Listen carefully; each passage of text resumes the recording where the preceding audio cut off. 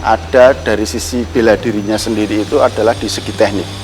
Kalau dari sisi filosofis, kita ada filosofi yang mendasari dari Kempo itu sendiri. Jadi ada banyak filosofi, tapi ada 6 yang menonjol. Seperti misalnya ada Fusatsu Fugai. Itu kan sebenarnya dalam sekali maknanya. Jadi kita dilarang membunuh dan menyakiti. Jadi ada hubungannya dengan doktrin Kempo. Doktrin Kempo itu kasih sayang tanpa kekuatan adalah kelemahan. Kasih sayang tanpa kekuatan adalah kezaliman. Jadi kita seorang Kenshi atau pemain Kempo itu harus kuat tapi juga punya kasih. Lalu kemudian dari sisi teknik kita ini ada beberapa teknik pokok. Secara garis besar itu kita orang belajar Kempo secara bela diri, dia mempelajari tentang teknik Juho. Teknik Juho itu adalah teknik-teknik lipatan, teknik bantingan, teknik kuncian.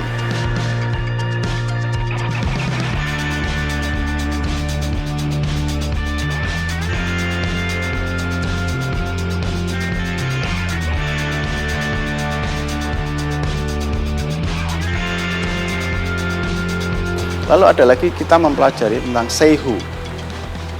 Seiho itu adalah teknik pengembalian kondisi fisik setelah kita berlatih capek selama sekian waktu. Di situ kita diajari tentang anatomi tubuh, bagaimana memulihkan kondisi itu melalui teknik-teknik urut ketimuran yang dulu berasal dari Shaolin juga. Nah, ya memang kemudian ada teknik juga yang ya ini hanya bisa dikuasai oleh sensei-sensei yang tekniknya sudah tinggi. Itu ada totok darah ya. Jadi kalau di film-film kungfu itu ada totok darah, itu betul. Tetapi secara faktual yang namanya totok itu tidak dalam waktu lama. Begitu ditotok, dalam beberapa detik harus dikembalikan ke kondisi semula. Jadi dia tidak mengalami akibat fatal. Kalau dibiarkan akibatnya menjadi fatal karena aliran darahnya berhenti. Jadi itu hanya beberapa detik. Begitu kita menyerang titik-titik tertentu, dia jatuh. Nah, itu harus segera dikembalikan. Tapi pada prinsipnya kalau yang di Indonesia secara umum Kenshi itu mempelajari ya ada filosofi Juho, kemudian tekniknya Juho dan Goho itu. Dan itu tekniknya banyak sekali. Ada sekitar 500 teknik di Kempo. Jadi di Kempo kita mempelajari Juho dan Goho, dan itu dipelajari tahap demi tahap. Kita memiliki tingkatan, dan setiap tingkatan itu ada teknik yang harus dipelajari. Itu ada kurikulumnya. Kita memiliki kurikulum sebagai acuan. Gitu. Dan itu setidaknya ada 500 teknik sampai ke tingkatan yang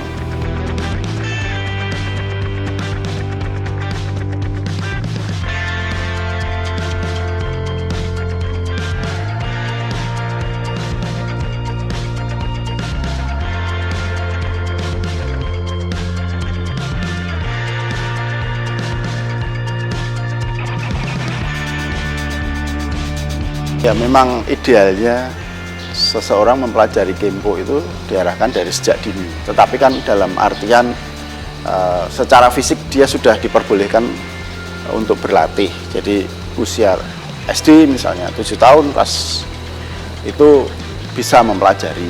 Karena secara fisik dia sudah mulai kuat. Tetapi semua itu sesuai dengan porsinya. Jadi sama-sama mungkin sama-sama melakukan teknik. Tetapi antara yang belia dengan yang sudah dewasa, bebannya kan lain. Tetapi pemahamannya sama, tekniknya sama. Gitu. Tapi memang akan lebih bagus kalau memang dari sejak dini sudah mempelajari Kempo. Gitu.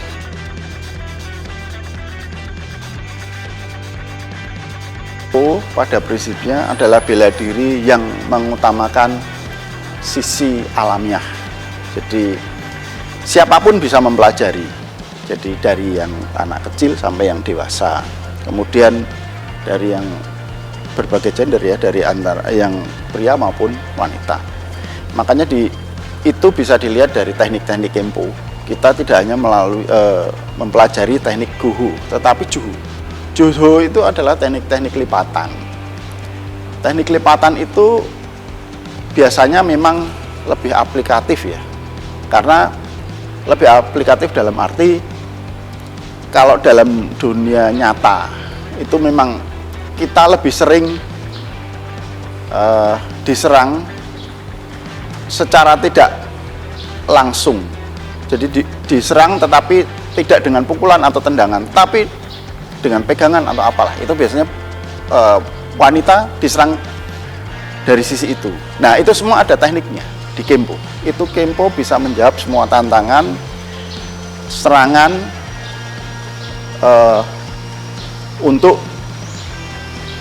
wanita maupun pria. Jadi teknik-tekniknya banyak di Juho.